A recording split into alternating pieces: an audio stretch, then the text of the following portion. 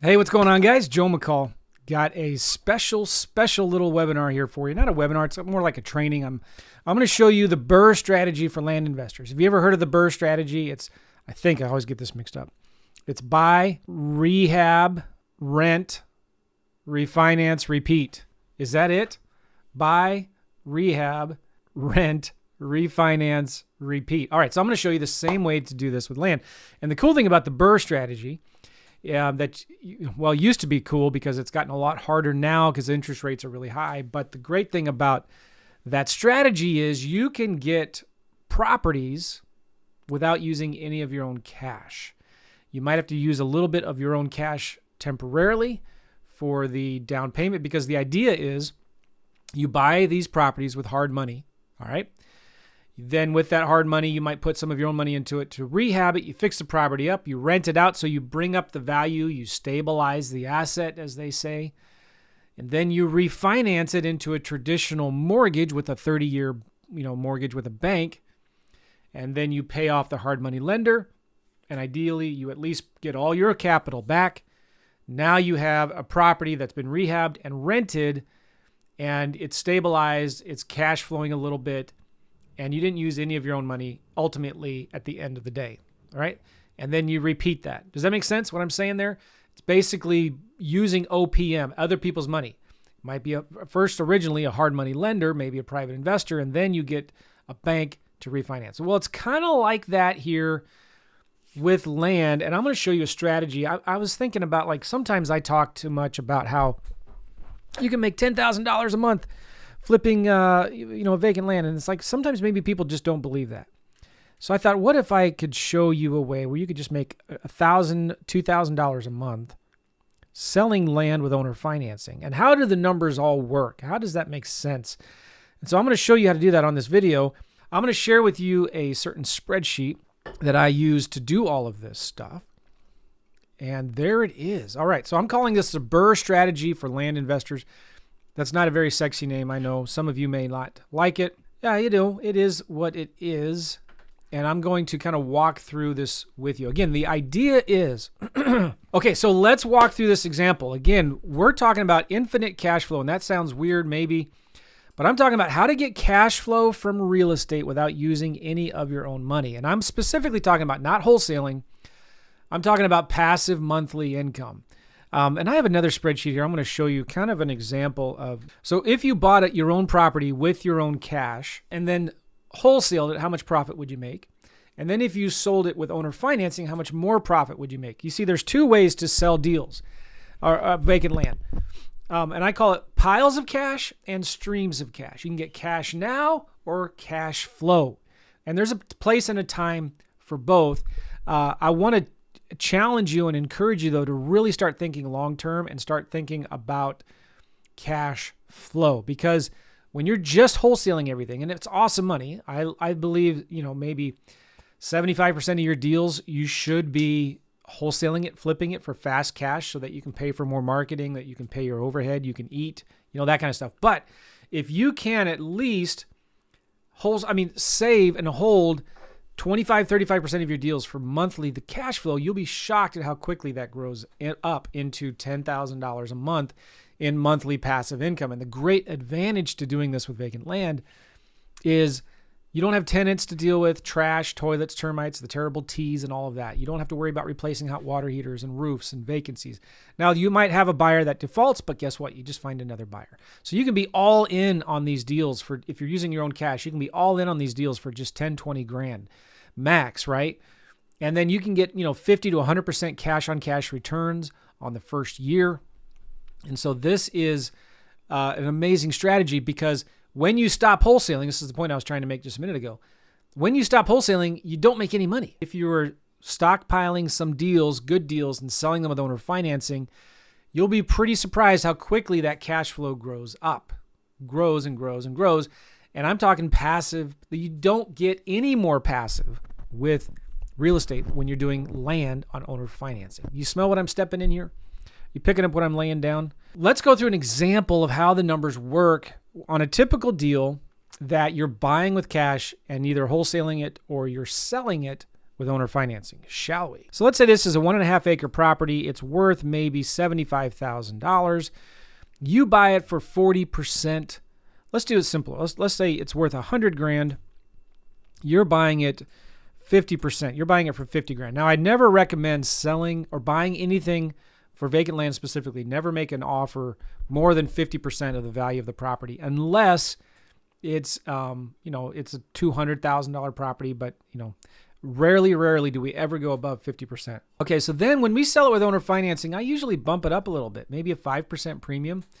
It's just like, if you've got a house that has granite countertops, stainless steel appliances, really nice exotic wood floors, you can sell that stuff at a premium, right? Well, you can sell properties, real estate, land, houses at a premium when you offer creative financing. So you can bump it up a little bit.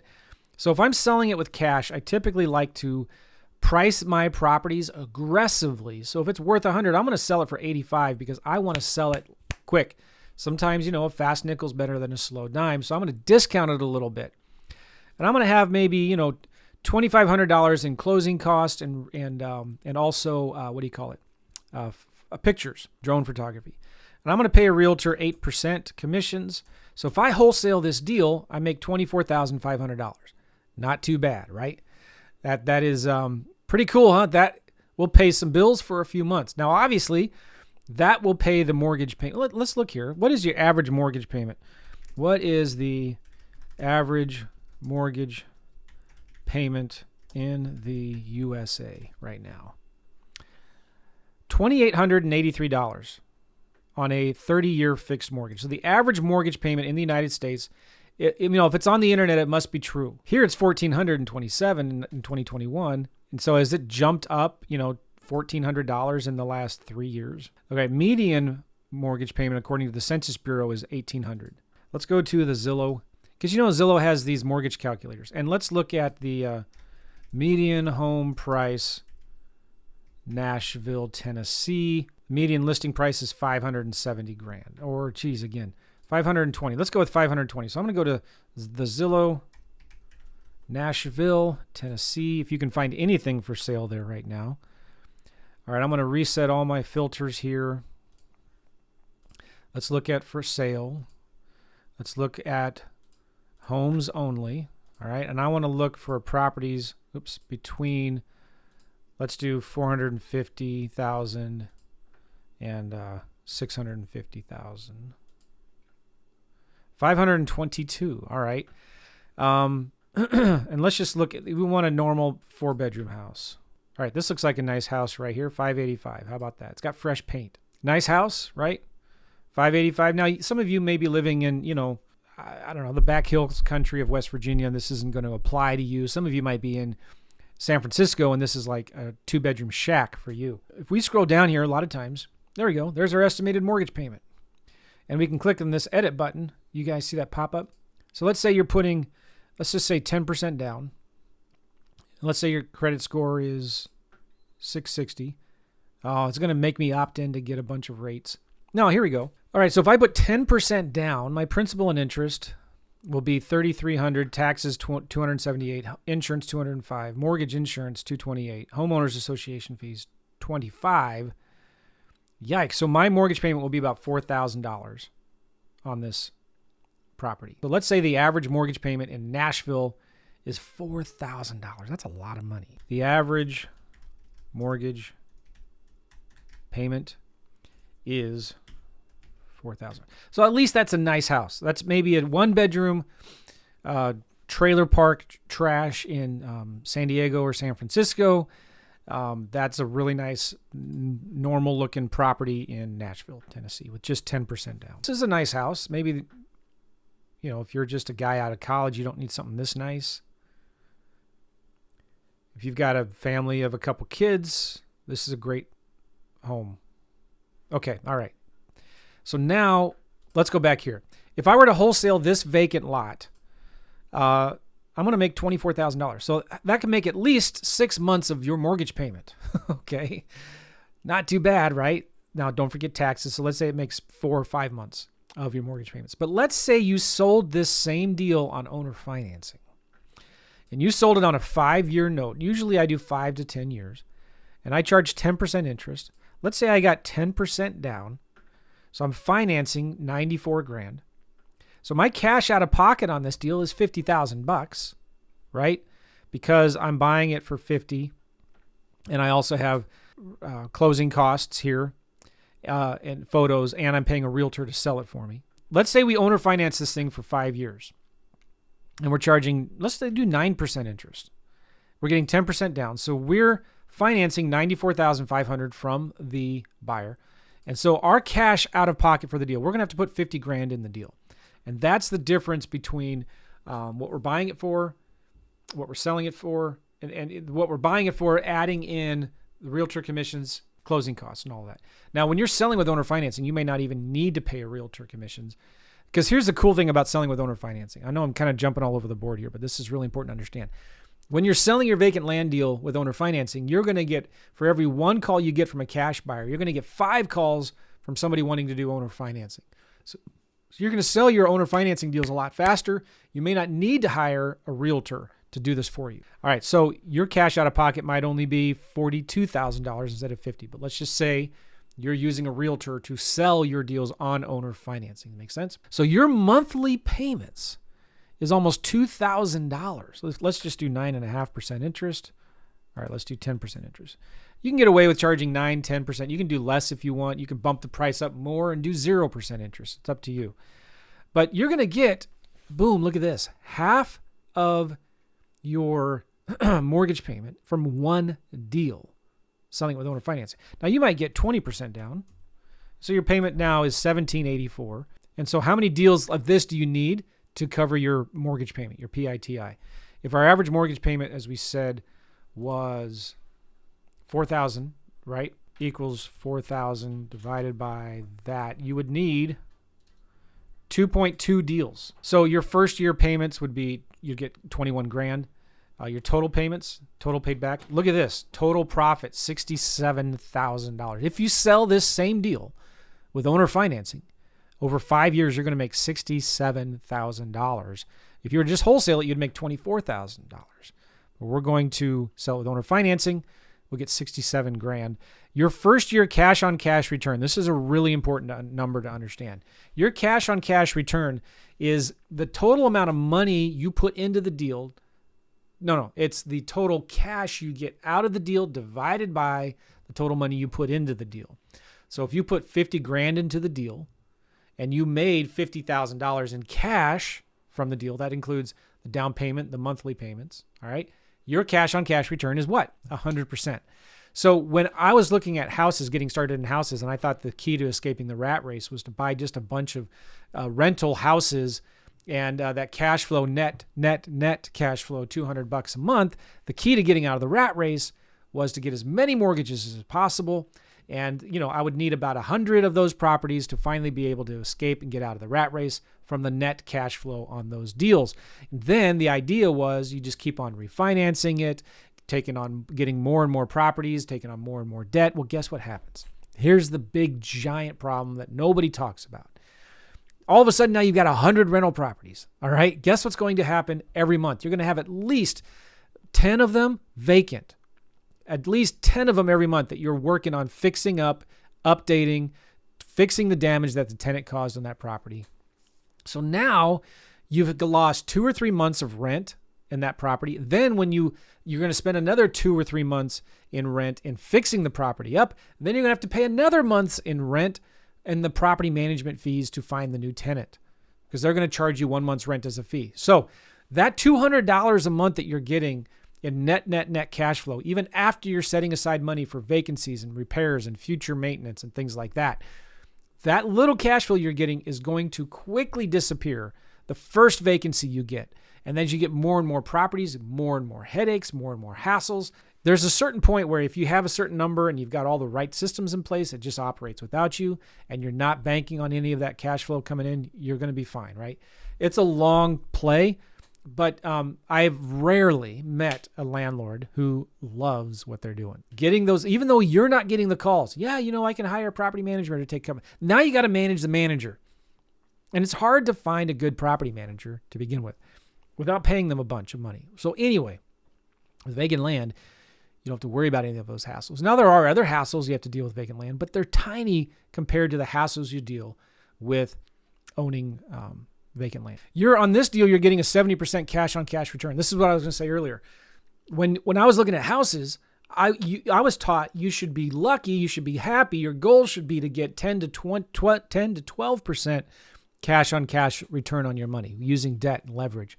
You should be happy to get 10 to 12%. And I thought, okay, that's the goal. But no. You can get 50 to 100% cash on cash. On this deal, I'm getting 70% return on my cash in that first year. Here's the deal. This is an important lesson to learn. I want you guys to understand. I'm looking at different numbers here, and I'm not sure if I've got it right. Whenever I'm talking about a deal, you always want to under promise, over deliver. So I'm looking at two different numbers here. 110% return on investment or 170% return on investment. If I'm selling this deal to a private investor, which number should you use? The lower one, right? The smaller one. Or talk to somebody, find an accountant or somebody to help you figure out what the right number is.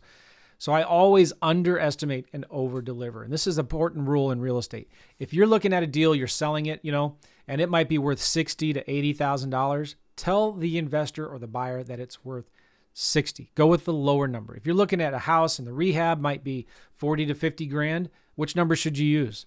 Use the 50 grand. Do you understand? When you're sending direct mail, what has always been the best list to send direct mail to? Tired landlords, absentee owners. Any landlord that has owned a property for over 10 years, over 5 years, you should be mailing them, cold calling them, and saying, hey, do you want to sell your property? Because I guarantee you, if they don't want to sell that property you're messaging them or emailing them about or direct mailing them about, they probably have another one they want to sell. Okay, back to the spreadsheet.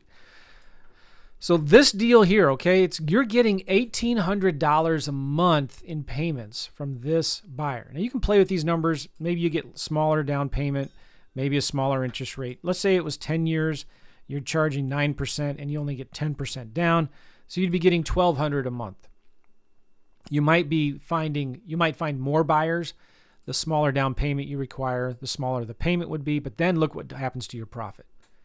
Hot diggity dog, because now you've got the power of compounding or the power of interest.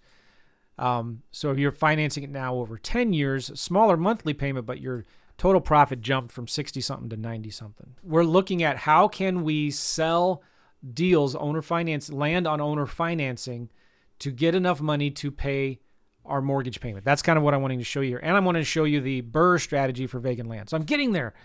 All right. Thanks for your patience, everybody. So I'm getting 40% cash on cash return the first year, 150%. How long does it take me to get my money back? 2.4 years in this deal. Now, let's say this deal, I'm selling it 10 years, 9% interest, 10% down. I'm getting $1,200 a month in cash flow from this one deal that I had put 50 grand into it. Now, by the way, where else can you get that kind of cash flow from houses only putting 50 grand into it? All right. Now, let's say your monthly goal is to make 100 grand a year. 100 grand a year in cash flow, which would be what? $8,300 a month. So you'd need 7 of these deals. If you did one of these deals a month, you'd be making 100 grand a year or 8 grand a month in 7 months. Does that get you hot and sweaty and excited? I hope so. Yeah, that gets me excited, right? I only need 7 of those deals to get to $8,300. How many of you could quit your job making 100 grand a year in passive income right now? Now, but obviously the question is, well, Joe, I have to get 7 of those properties. And if I'm using my own money, 7 times 50 grand, I need to have $350,000 to get $100,000 a month, a year. Sorry.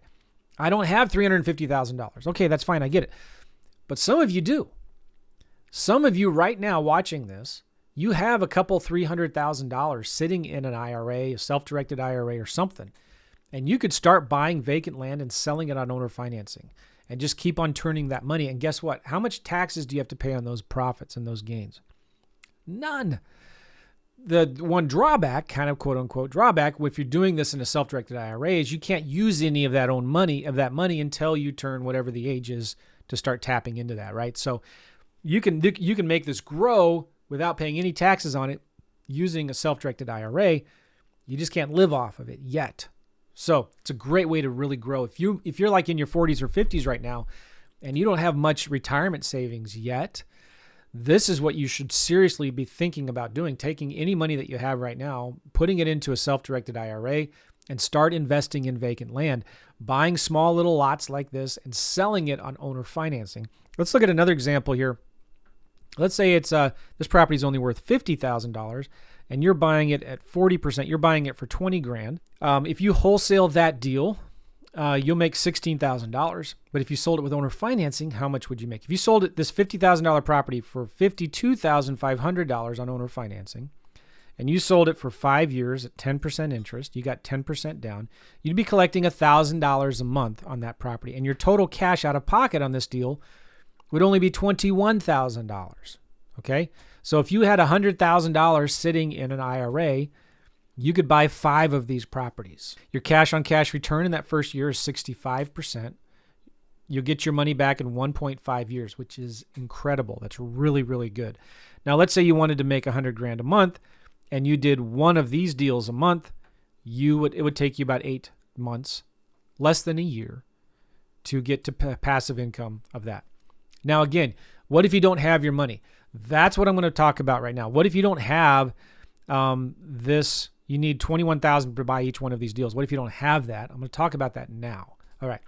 So this is the BRRRR strategy for land investors. It's infinite monthly cash flow using none of your own money. And let's say the average mortgage payment is $4,000, PITI. That's principal, interest, taxes, and insurance. How would this work? I'm going to run through some numbers with you here, and I have a program where this is pretty exciting. I'm excited about this. I've got a program now where I will lend you the money with a money partner. I have a new funding partner that I'm working with now in my business, where we will fund your deals and partner with you on your deals, or I'll just hook you up and we'll fund your deals if you're a student. So let me show you how this deal works. And by the way, you don't have to use my own money. I'm going to show you some numbers here where you might think the interest rate is really high, and you could actually do much better than that if you could find a private investor that would do this with you. So if you wanted to use my money or a funding company or a hard money lender, or it's more of like a kind of, I don't want to say institutional lender, but more of a professional lender, you're going to pay higher interest rates on this. It still works. The numbers still work. But if you get a private investor, you will not you'll make even more money, and your private investor will be happy. It works out for everybody. How many of you right now would lend me 20 grand for a deal if I paid you 12% interest? I would secure your property with a promissory note and a deed of trust in first position on this property. Go ahead and type in the chat. And I'm not soliciting any money right now, but a deal that was worth 50 grand. I'll show you the numbers here. Maybe I'll ask the question again later. It was worth 50 grand. I'm buying it for 20. So your max loan to value on this property is 20,000 divided by 50,000 is 40%. Okay. If I borrowed from you 20 grand at 40% loan to value. So like the best thing that could happen to you is I default and you get the property back. You'll make a lot more interest. I will pay you 12%. That's 1% a month, 12% interest. How many of you would take me up on that? And so I have a bunch of private investors now that will be glad to make 8 to 10% because they know, they trust me. I always put my private investors in first position. I protect them. I never see their money. It always goes straight to the title company. I make sure that they get a promissory note recorded, the deed of trust. I close, I get title insurance, all that good stuff, right? So anyway, these numbers I'm going to show you here are using more expensive money that might be easier to get. You don't have to go out and worry about finding private investors. This might be easier money for you to get. And then after you get a deal or two under your belt, right, then you can have some history and you can show your private investors kind of what you're doing on this. Does that make sense? All right. So let's look at the numbers, how it works. Let's say the property is worth 100 grand. You're buying it for 50 grand, 50%, right? You're going to sell it at a little premium, let's say 5% premium for $105,000. You're going to get from the borrower 20% down payment. So what do you need to borrow from the private investor or the hard money lender or me or whatever, how much money do you need? You need $29,000, right? So that's just that's simple math. You're buying it for 50, you're getting 21 grand. So I'm going to add in some closing costs here. I'm going to buy this closing costs, let's just say are 3 grand. So all in the deal will be equals that plus that. So you're all into the deal for 53 grand. You're going to need 53 grand minus the down payment you're getting from the borrower. You're going to need 32 grand. Make sense? Now, how much are you lending to the borrower who's buying the deal from you? You're going to be borrowing. They're going to be borrowing 105 minus 21 grand that they're putting down. Okay, makes sense. Now, what is the interest rate? Let's do this. I'm going to do loan from private investor first, and then we're going to look at the loan to the borrower, okay? So the interest rate, let's say you're borrowing hard money. Let's say you're borrowing 18%. That's a lot, right? Let's say the term is 10 years. So then your monthly payment is what? There's a formula. The rate is 18% divided by 12, so that's the monthly. The number of periods, it's 10 years times 12. The present value is 32 grand, right? The future value is 0.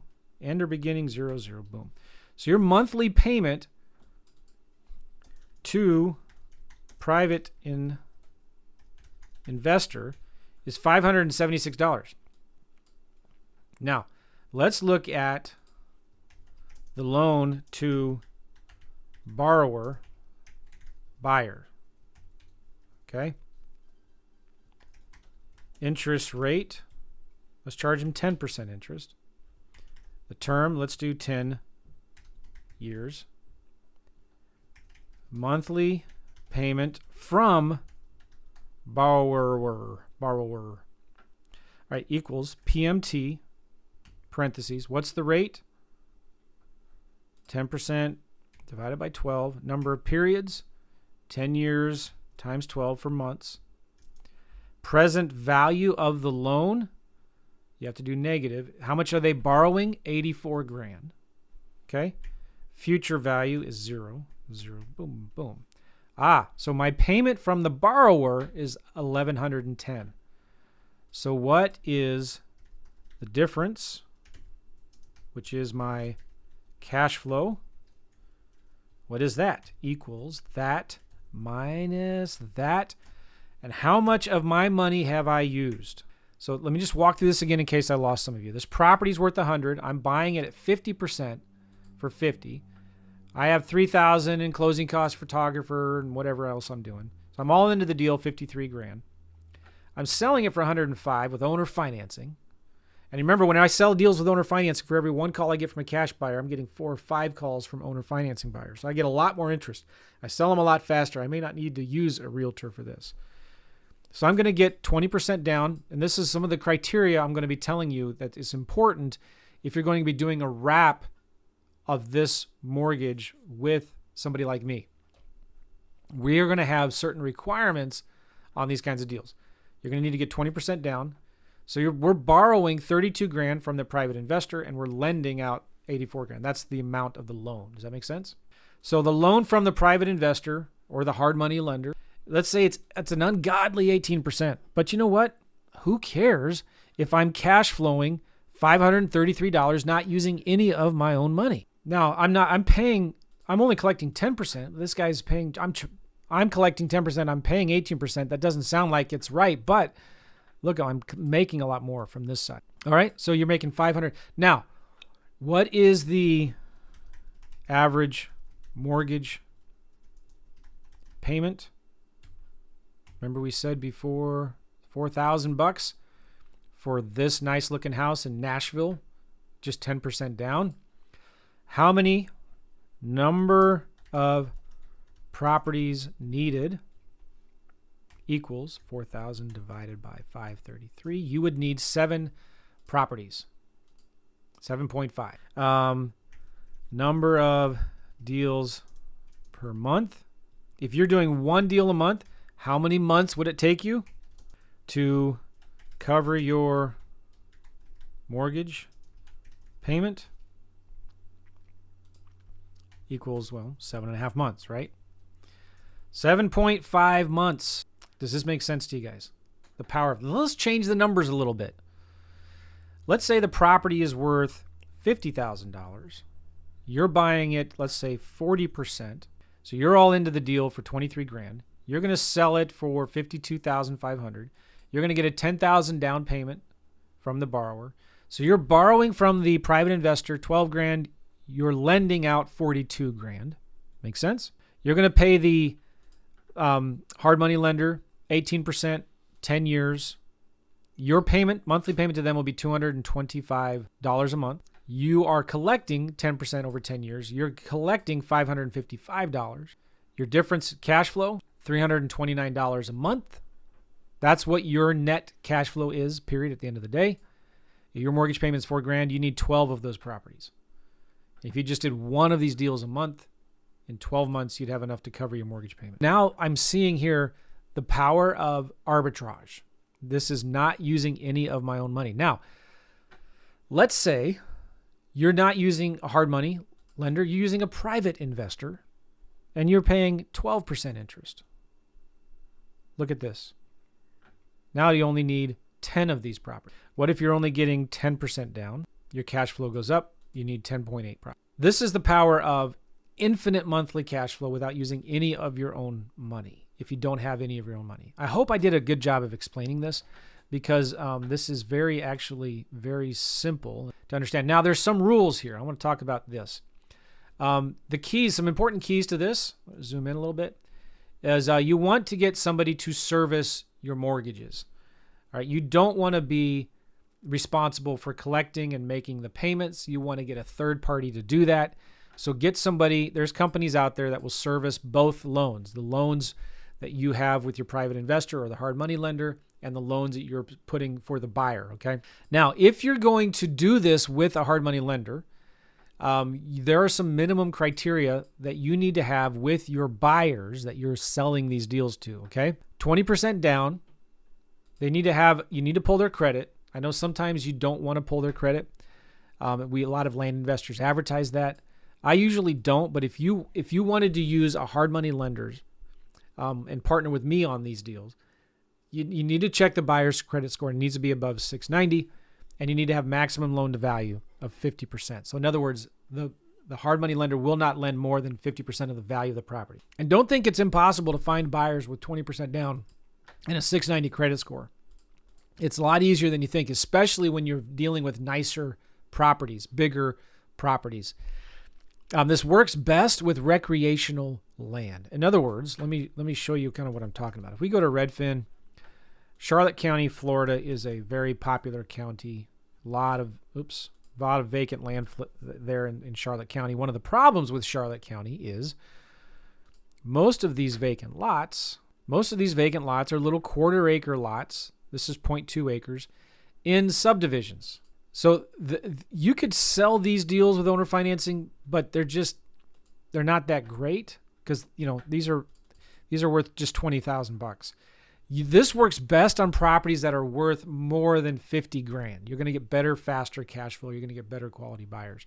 These are really good for just cash flips, but not necessarily for owner financing.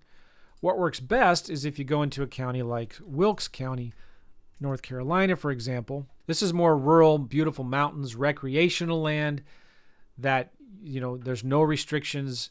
These are just off-the-grid properties that the banks typically do not finance. These are great deals right here. And these are deals that you can sell very, very quickly and easily when you sell with owner financing. Do you see the difference in these kinds of lots compared to a little? Now, what if, this is incredible to think about, what if you went to something like Redfin here and looked for all of the properties, let's go down here, that have been on the market longer than 6 months. It's 168 properties that have been on the market longer than 6 months. Why is that? Well, they just are probably overpriced. What if now instead you went to these sellers and said, hey, let's do minimum lot size 5 acres. There's 55 properties here that are at least 5 acres or more. Look at this beautiful property here, right? What's wrong with this property? So this is a gated community. I'd rather not do HOAs. So there's a $92 a month HOA fee. So we want to exclude HOAs. Sometimes you can filter them out here. HOA fees, no HOA. All right, there you go. Now that's not guaranteeing these are right, but these are properties that don't have HOAs. And let's do max price $200,000. And let's remove outline. So we're looking in this entire area right here, right? Okay. These are properties with no HOAs. This looks like a great property right here. It's kind of flat. It's got a creek. Why hasn't this property sold yet? Maybe it's overpriced. Who knows? This looks like a great property. It is how many acres? 7.3 unrestricted. I love that. Possible owner financing, but it's been on the market 200 days. Why hasn't it sold yet? What if you approach this seller? Let's look at the satellite of this real quick.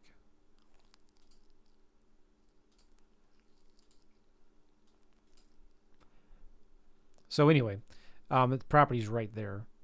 What if we offered to buy this property with seller financing? So let's look at this. Here's what I'm trying to say. What if you went into these counties that had larger properties that unrestricted, they weren't in HOAs, and you said, hey, I'm going to call the realtor and I say, hey, this looks like a great property. Why hasn't it sold yet? I'm just kind of curious. Is there something wrong with it? Talk to them and find out what's going on with the story. Why hasn't it sold yet? And then ask the seller, how negotiable are they on their price? Ask the realtor rather. How negotiable are they on their price? And you could look at comps in the area, and say, well, man, I don't know if this will work for me because I'm looking at similar properties in the area, and I'm going to sort from low to high.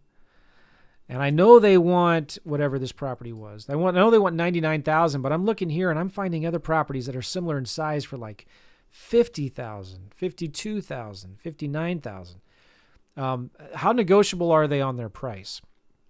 Get a feel for, and if they say, well, I don't know, not too much. I say, oh man, I find a 10-acre property here that's $79,000. I don't know if this is going to work for me. I'm going to need to probably be, if I'm going to make them a cash offer, I'm going to need to be somewhere in this price range, $40,000 to $50,000. That's probably not going to work, will it? No, you can send an offer, whatever. I'm also going to tell the realtor, if you can work this out with me, you can represent me. I don't have an agent representing me. You can get both sides of the commissions. Now, here's the kicker. This is what I'm going to ask that realtor. What if I could get them more? They wouldn't consider seller financing, would they? So what if on this $100,000 property right here, I gave them a cash offer for $50,000 and an owner financing offer for $75,000? What would happen then, right? So let's look at those numbers here. I have a spreadsheet where I do that. This property, it's 7 acres. I want to make at least 20 real commissions. So I'm going to this is a spreadsheet that I have here that kind of bases your offer on at price per acres. By the way, if you want this spreadsheet, just go to simplelandkit.com, simplelandkit.com, and you get that spreadsheet for free. It's all yours. Okay, let's just keep this same example. Let's say properties are selling for $8,000 an acre, and the on average active listings, and the sold active average price per acre listing is $5,400, and this property is 6.5 acres. I want to make at least a $10,000 wholesale fee. I'm going to pay a realtor 10%. So the active median price per acre is this. I'm going to discount, boom, boom, boom. All right, what am I doing here? So the value of the property is about $38,000. I'm going to list the property for $32,000. My offer to the seller, okay, is $17,000. So this is a roundabout way to get to this, okay? So the property is worth about $38,000. I'm going to sell it for $32,000. After all my costs, I'm going to offer to the seller $17,000. So it's below 50%. And if I pay private investor any interest, I can reduce. Okay, do you understand? So I'm going to give the seller a cash offer of $17,000. But what if I doubled that and gave them an offer at twice that if they took owner financing. So I'm going to give them a cash offer for $17,500 for cash. Or if you do owner financing, Mr. Seller, I'll pay you $35,000. And I'll do 0% down, financed over 10 years at 3% interest. So my monthly payments to the seller are going to be $337. This is the whole same concept here. We're talking about, instead of borrowing money from a hard money lender, what if you borrowed money from the seller? I'll pay you 3% with 4% interest over 10 years, 0 down. So I'm going to pay back to the seller $42,000. Now I'm going to bump the price up a little bit. Let's bump it up 15%. I get 10% down payment from my buyer. I'm going to finance it to them for 10 years, 10% interest. My monthly payments from the buyer are going to be $526. So my cash flow is going to be $173 a month. Again, cash flow, creating cash flow out of nothing. Now, if I wanted to, maybe 2.2 is higher. I'll do 1.5 times. So I'll give them a cash offer of $17,000 or owner financing offer for $26,000. And so now my cash flow is $262 a month. You see what we're doing here? We're just thinking bigger now. We're thinking bigger in terms of borrowing money either from a private investor, a hard money lender, or from the seller themselves. My total profit on this deal will be $31,000 with monthly cash flow of $261. Sometimes what you can do if you want more cash flow is, let's say this is pretty cool. What if you give the seller double, their cash is offer $17,000, you buy it seller financing for double, and you pay 0% interest, 0% down over 10 years. Your payment will be $291 a month. You're selling it for 10 years, 10%, you're getting $235 a month. What if you did, okay, the seller says, you have to pay the seller off in 5 years, but you're selling it on 10 years. You'll be negative $55,000 a month for the first 5 years, but then for the next 5 years, your cash flow is going to be $526 a month. Do you see what I'm saying here? There's different ways you can play this. The great thing about offering seller financing to a seller is now you have, instead of just one thing to negotiate, you have 10 things you can negotiate. You can negotiate the down payment, the term, the interest rates, the balloon period, how long it's amortized. You could maybe, what if you amortized it for 30 years to lower your payment even more? Let's say they say, I want to have, interest. How much interest do you want? 6% interest. Okay, so I can give you 6% interest if you let me amortize it over a longer period. How long could you let me amortize it? Maybe amortize the payments over 15 years. And they say, well, no, I don't want to finance it for 15 years. They say, all right, how long do you want to finance it for? 5 years. Oh, what if we did an amortization over 15 years, but a balloon in 5 years? So you're just kind of lowering your payment as much as you can. So now you can turn around and sell it on seller financing with a wrap and get that monthly cash flow every single month. Do you understand what I'm doing here? All right. So I'm giving you a lot of different options here. Let me do a few more things here with this spreadsheet that I wanted to talk about. When you're doing this, some of the important keys is you can't exceed 120 months, so that your loan to your end buyer can't be longer than 10 years.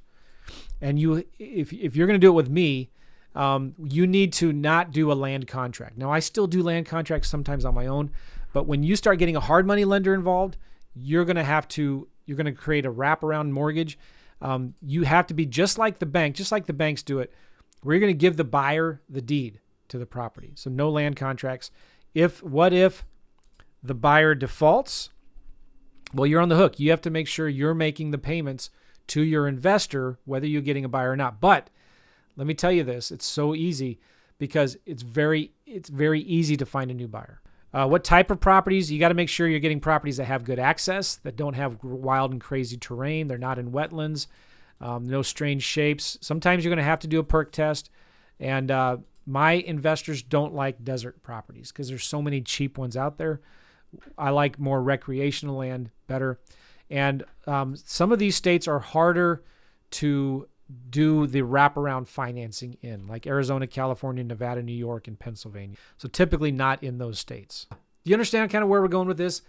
Bottom line, when you're looking for deals, think about other ways. Instead of just wholesaling it for cash, making quick piles of cash, what if you sell it on owner financing? And if you don't have the money to buy the deal and sell on owner financing, use somebody else's money. Use a private investor, a hard money lender, use my money, Use the seller's money to owner finance the deal. And then that's arbitrage. You're paying some kind of monthly, right? But now you're getting something monthly back. You're getting all the benefits of being the bank in terms of cash flow, infinite return on your money without the hassles and headaches of dealing with rental properties and managing repairs and maintenance and things like that. Seller financing is way better than renting 100 times over. So you're going to have to make sure you're dealing with larger properties. The easiest deals to sell on owner financing are the larger deals that don't have HOA restrictions, that somebody can go and put a tiny house on there, they may have, to get permits from the county, but they can put their RV out there. They can go hunting and ride their four-wheelers and stuff like that. The bigger properties, those are the easier, better ones to sell with owner financing, to get larger down payments, to get better buyers, all that good stuff. All right. Appreciate you all. Got to go. If you want that that spreadsheet I showed you, go to simplelandkit.com and get it there. Appreciate you guys. We'll see you later. Bye-bye.